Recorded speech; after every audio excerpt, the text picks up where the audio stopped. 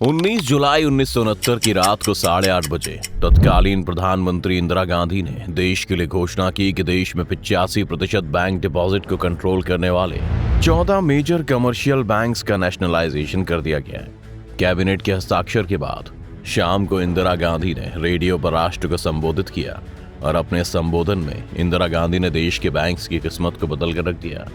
पर आखिर क्यों इंदिरा गांधी ने ये कदम उठाया? क्यों किया गया बैंक्स का नेशनलाइजेशन? देश की अर्थव्यवस्था पर इसका क्या प्रभाव पड़ा? चलिए दोस्तों, जानते हैं हम सब सवालों के जवाब आज के इस वीडियो में। पर वीडियो शुरू होने से पहले अगर आप इस चैनल पर नए हैं या आपने अभी तक इस चैनल को सब्सक्राइब नहीं किया है तो चैनल को सब्सक्राइब करना, बेल आइकन दबाना ना भूलें ताकि हमारे चैनल की कोई भी वीडियो आपसे मिस ना हो जाए। 19 जुलाई 1969 की रात को एक घोषणा की गई कि लगभग 14 कमर्शियल बैंक्स का नेशनलाइजेशन कर दिया गया है। आपको बता दें कि नेशनलाइजेशन एक ऐसी प्रक्रिया है जिसके तहत केंद्र सरकार या राज्य सरकार कानून के तहत किसी भी प्राइवेट इंडस्ट्री ऑर्गेनाइजेशन को अपने हाथ में ले सकती है। कुछ ऐसा ही उस समय इंदिरा गांधी की सरकार ने प्राइवेट बैंक्स के साथ किया, जिसने उनकी किस्मत बदल के रख दी। जिन भी बैंक्स की कैपिटल 50 करोड़ से ज्यादा थी, ऐसे बैंक्स का नेशनलाइजेशन कर दिया गया। यानी कि अब ये सभी बैंक सरकार के अंडर आ चुके थे। क्यों किया गया बैंक्स का नेशनलाइजेशन? उस वक्त के दौर में बैंक्स का नेशनलाइजेशन करने की अपनी जरूरतें थी। एक तरफ जहां इसका आर्थिक कारण था, तो वहीं कुछ लोगों के मुताबिक बैंक्स के नेशनलाइजेशन में आर्थिक कारणों से कहीं ज्यादा राजनीतिक कारण प्रभावशाली रहे थे। आजादी के बाद भारत की आर्थिक स्थिति बहुत खराब थी और गरीब लोगों की संख्या बहुत ज्यादा थी और गांव शहर की इकोनॉमी में भी बहुत ज्यादा अंतर था। सरकार की बहुत सी कोशिशों के बावजूद देश की इकोनॉमी सेक्टर में ज्यादा सुधार नहीं हो पा रहा था। भारत सरकार के सामने कैपिटल भी एक बड़ी समस्या थी क्योंकि रिसोर्सेज लिमिटेड थे। वहीं भारत का बैंकिंग सेक्टर आजादी के बाद से मेनली निजी हाथों में यानी कि प्राइवेट सेक्टर के पास था। वहीं सरकार ये बात महसूस कर पा रही थी कि ये निजी बैंक सामाजिक विकास की प्रक्रिया में अपना कोई योगदान नहीं दे रहे थे। एक तो भारत के सामाजिक आर्थिक विकास में योगदान देने की इन बैंक्स की कोई दिलचस्पी नहीं थी, वहीं दूसरी ओर इनका एडमिनिस्ट्रेशन और रेगुलेशन भी बहुत खराब हालत में था। इस वजह से साल 1947 से 1955 के बीच लगभग छोटे बड़े 300 से भी ज्यादा बैंक्स बंद हो चुके थे। साथ ही इन बैंक्स में जमा लोगों की जमा पूंजी भी डूब चुकी थी। आपको बता दें कि उस वक्त इन 14 बड़े बैंक्स के पास देश का लगभग 80% कैपिटल था। इन बैंक्स में जमा पैसा उसी जगह पर इन्वेस्ट किया जा रहा था जहां से प्रॉफिट की ज्यादा उम्मीद थी। सरकार चाहती थी कि इन बैंक्स के पैसों का एग्रीकल्चर, स्मॉल स्केल और निर्यात में इन्वेस्टमेंट मुमकिन हो सके।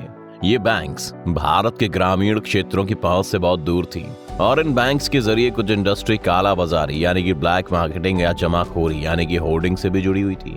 इस वजह से गरीब और अमीर के अंतर का आंकड़ा भी बढ़ता ही जा रहा था। ये बैंक भारत के ग्रामीण क्षेत्रों की पहुंच से दूर थी। ऐसे में सरकार इन बैंक्स को ग्रामीण आबादी से जोड़ना चाहती थी। ऐसे में सरकार जब तक बैंक्स को अपने कंट्रोल में ना लेती तब तक सरकार इन बैंक से इकोनॉमी सुधार नहीं करवा सकती थी और ना ही इन बैंक्स को ग्रामीण जनता से जोड़ सकती थी। बस इसीलिए भारत सरकार ने उस समय बैंक का नेशनलाइजेशन कर दिया। राजनीतिक कारण। वहीं कुछ एक्सपर्ट्स के मुताबिक इंदिरा गांधी ने बैंक्स का नेशनलाइजेशन अपनी गूंगी गुड़िया की छवि को तोड़ने के लिए किया था। जब बैंक का नेशनलाइजेशन किया गया उस वक्त तक इंदिरा गांधी की सरकार को आए 3 साल हो चुके थे। ऐसे में विपक्ष हमेशा उन्हें गूंगी गुड़िया कहकर बुलाया करता था और विपक्ष को साबित करने के लिए उन्होंने ऐसा किया। चलिए आपको बताते हैं कि किस तरह किया गया बैंक्स का नेशनलाइजेशन। 12 जुलाई 1969 को इंदिरा गांधी ने देश के बैंगलोर अधिवेशन में बैंक्स के नेशनलाइजेशन को जरूरी बताया था, लेकिन तब तक किसी को नहीं लगा था कि इंदिरा गांधी इतनी जल्दी ऐसा कुछ कर देंगी। मगर इंदिरा इस फैसले को जल्द से जल्द लेना चाहती थी क्योंकि राष्ट्रपति डॉक्टर जाकिर हुसैन की अचानक मौत के बाद कार्यकारी राष्ट्रपति वीवी गिरी 20 जुलाई को इस्तीफा देने वाले थे। इसलिए इंदिरा गांधी ने निर्णय जल्द से जल्द लेने का फैसला किया था।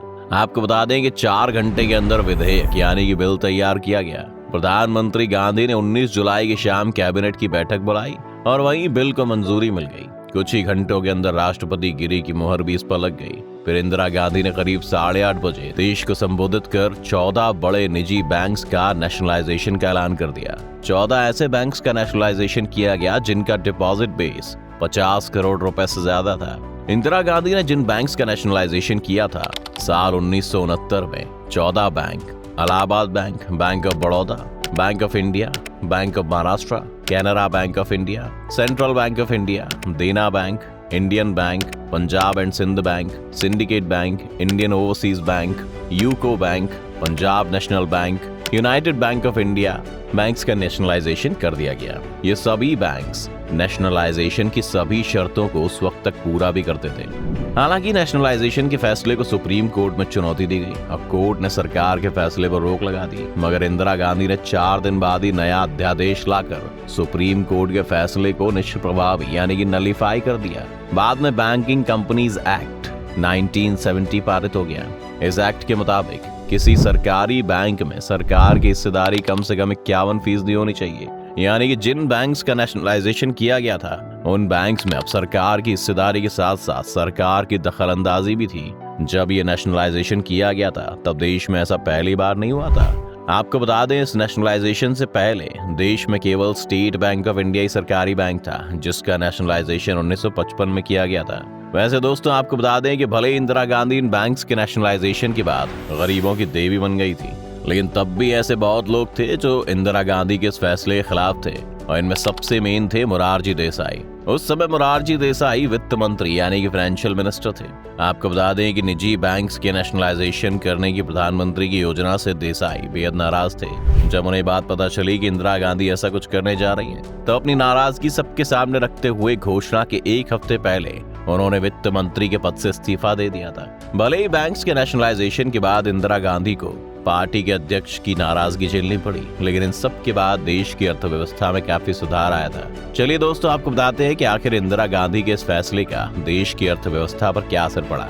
विशेषज्ञों का मानना है कि नेशनलाइजेशन के बाद भारत के बैंकिंग क्षेत्र में अभूतपूर्व प्रगति हुई है, यानी कि देश की इकोनॉमी में काफी अच्छा सुधार देखने को मिला। जहां पहले बैंक क्लास बैंकिंग नीति अपनाते थे, यानी कि बैंक केवल अमीर लोगों को ही लोन और बाकी बैंकिंग सुविधाएं उपलब्ध कराते थे, वहीं ये नीति आगे जाकर मास बैंकिंग में बदल गई, यानी अब आम लोगों को भी लोन और दूसरी बैंकिंग सुविधाएं मिलने में आसानी हुई। इसके साथ ही ग्रामीण क्षेत्रों में बैंक्स की शाखाओं का बड़े लेवल पर और तेजी से विकास हुआ। अगर आंकड़ों पर नजर डालें तो जहां जुलाई 1969 में देश में बैंक्स की कुल 8,322 शाखाएं थी, 1994 तक ये आंकड़ा 60,000 से ज्यादा पहुंच गया। वहीं साल 2014 में इनकी संख्या 1,15,000 के करीब पहुंच गई। इससे पहले सभी बैंक्स सिर्फ शहरी क्षेत्रों में स्थित थे, लेकिन नेशनलाइजेशन के बाद वर्ष 2014 तक ग्रामीण क्षेत्र में लगभग 43,000 बैंक स्थापित हो चुके हैं। बैंक्स की शाखाएं बढ़ने से देश में इस क्षेत्र में रोजगार के मौके भी बढ़े। बैंक्स के पास काफी मात्रा में पैसा इकट्ठा हो गया, जिसे कर्ज के रूप में दिया गया, जिस वजह से छोटे उद्योग, कृषि और छोटे ट्रांसपोर्ट ऑपरेटर्स जैसे क्षेत्रों को फायदा हुआ। भले इंदिरा गांधी ने बैंक्स का नेशनलाइजेशन अपनी छवि को बदलने के लिए और गरीबों में अपनी इमेज सुधारने के लिए किया था, लेकिन ये कहना गलत नहीं होगा कि देश में ये जो बैंक्स का नेशनलाइजेशन किया गया है, इसने देश की अर्थव्यवस्था को एक अलग ही मोड़ दिया। जहां पर गांव के लोगों को बैंक्स की सुविधाएं भी उपलब्ध नहीं हो पाती थी, वही अब बैंक्स की सुविधाओं के साथ साथ वहां के लोगों को रोजगार भी मिलने लगा। अर्थव्यवस्था पर अच्छे परिणामों को देखते हुए साल 1980 में 15 अप्रैल को सरकार ने 6 बैंक्स का नेशनलाइजेशन किया। इस बार सरकार ने उन सभी बैंक्स का नेशनलाइज किया जिनकी कैपिटल 200 करोड़ से ज्यादा थी। 1980 में जिन बैंक्स का नेशनलाइजेशन किया गया वे थे Vijaya bank limited, Punjab and Sind bank limited, oriental bank of commerce limited, new bank of India limited, corporation bank limited, Andhra bank limited. दोस्तों, आपको क्या लगता है, आपको अगर उस समय बैंक्स का नेशनलाइजेशन नहीं हुआ होता तो क्या आज देश का बैंकिंग सेक्टर इतना मजबूत होता, या आज भी देश के हालात पहले की तरह ही होते? अगर आपको आज की वीडियो पसंद आई हो तो इसे लाइक और शेयर जरूर करें। साथ ही अगर आप इस चैनल पर नए हैं तो इसे सब्सक्राइब करना और बेल आइकन दबाना बिल्कुल ना भूलें।